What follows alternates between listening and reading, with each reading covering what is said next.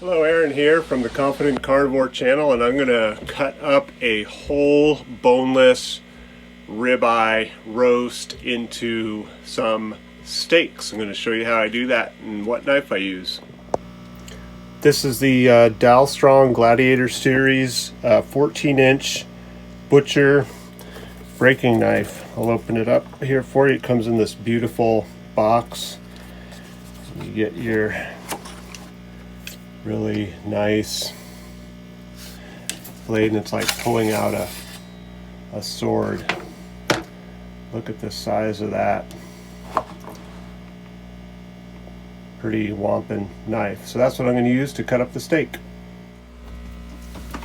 Okay, so I just cut through, I found the center, and I just cut through the steak here. You can see that beautiful steak, and then I'm just going to slice this up into inch and a half thick steaks. So I'll just move this one off to the side here so I can get at this beautiful steak and just peel off the cryo seal. There we go. Ooh, a lot of blood in there. So yeah, we can just work our way through this, slicing these one at a time. Just slice right through it.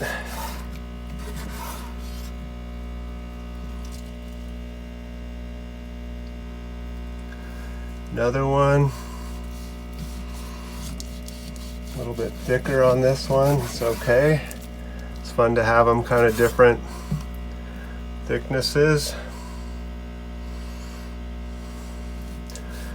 Just working our way down the piece of meat here, stacking them up as we go.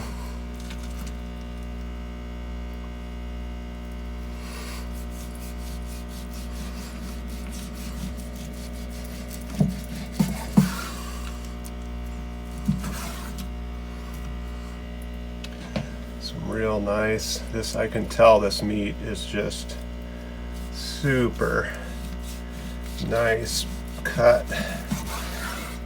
I can just feel its tenderness, and just look at that marbling on there. Then I'm just gonna kind of square this one off. This is nice because this is just a nice little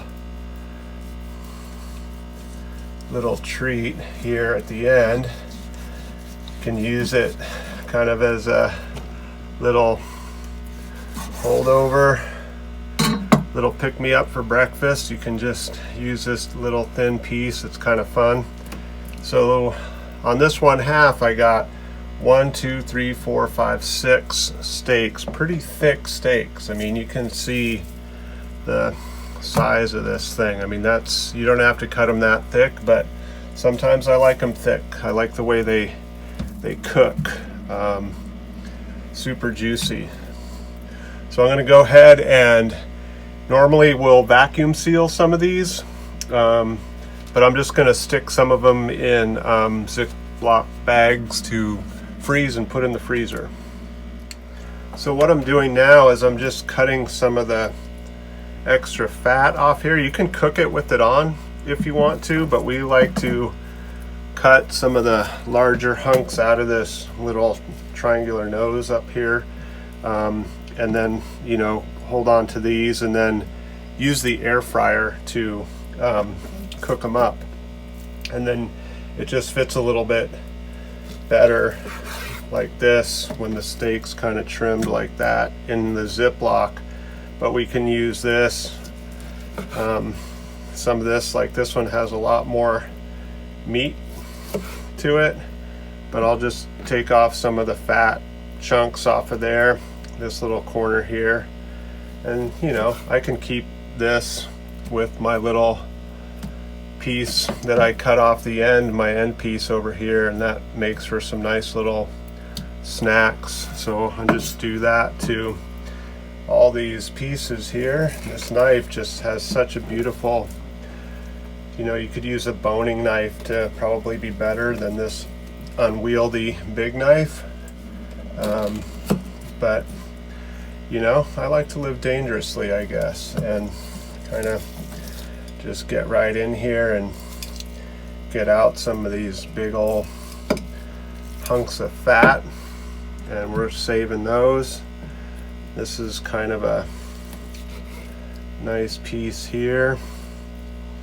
This looks like it's mostly fat on this one, so we can add this to that. Doesn't hurt if there's a little meat on it. It cooks in the air fryer real nice. And this one you can see too, we can just really get this fat off here. Once again, you can leave it on if you so choose, and cook it with the steak. This is just kind of our way to create some fat snacks in the morning. It's a good little way to start the day. And when you do the fat snacks, you know, you can just come in here and just slice them, you know, real thin, have them in the freezer, and then just fry these up, and they just fry up real nice. So I'm going to go ahead and continue processing these and get some into some Ziploc bags here. All right, here we go, putting some of these in some Ziplocs. And you know, when the meat's really tender and fresh like this, even though they're pretty thick and big, they'll kind of spread out inside the Ziploc, and you can, you know, just get them in there. What I like to do is seal the Ziploc like 3/4 of the way and leave this little air gap here, and then I just kind of suck the air out to just get it so that you can see it's almost like a vacuum seal. It's a human vacuum seal. Works pretty good. It doesn't take a lot to just quickly get in there and get some of that air out, and they just do better in the freezer, although these aren't going to be in the freezer that long. I mean, this is only a week's worth of food, and take them out the night before. Once you freeze them, night before your next meal, and then they defrost super nice in the fridge overnight and into the next day. And then, you know, they're actually wonderfully delicious after they're frozen. It doesn't, I think it almost makes them better.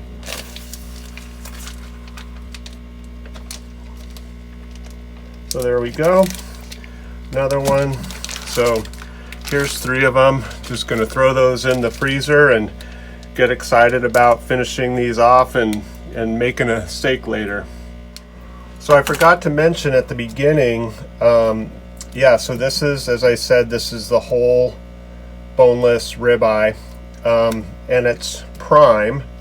So this was 20.28 pounds, good size, and it's $11.99 a pound. Now this price actually fluctuates, so we've gotten it as low as like $10.69 a pound. But with 20 pounds and basically 12 or 13 steaks, and if I'm eating, you know, 1 steak a day essentially right now, that's almost 2 weeks worth of food. So for $243 for almost 2 weeks of food, I'd say that's a pretty good deal. And then, you know, throw in a case of Pellegrino bottles for about $18 a case for 15 bottles, and then you've got a bottle of Pellegrino a day for, you know, a little bit over $1 a day. So I think that's pretty good for the quality of meat that you're looking at here. It's pretty awesome. I mean, this meat, I can just tell it's just so It smells good too. It's just, it's tender, it's moist. I'm looking so forward to chowing down on these beautiful steaks here. Just can't wait. This is all my leftover fat that I'm gonna bag up here in a minute. But yeah, these steaks are just super, super nice. That's 2.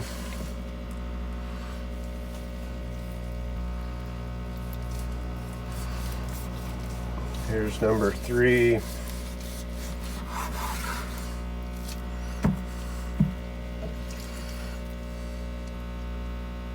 Here's number 4.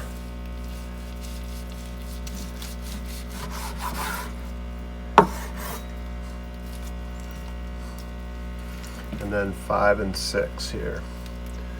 This one's a little thinner on the end, but that's okay. No worries. You can always, depending on how hungry you are, kind of feel it out in the freezer. See if it's what you want maybe. Look at all that fat just flowing off the bottom there. And again, this is a nice little end piece just like this other one, and I could put both of these together into a bag too and freeze that. So there we go, 1, 2, 3, 4, 5, 6. So yeah, that was about 13 steaks.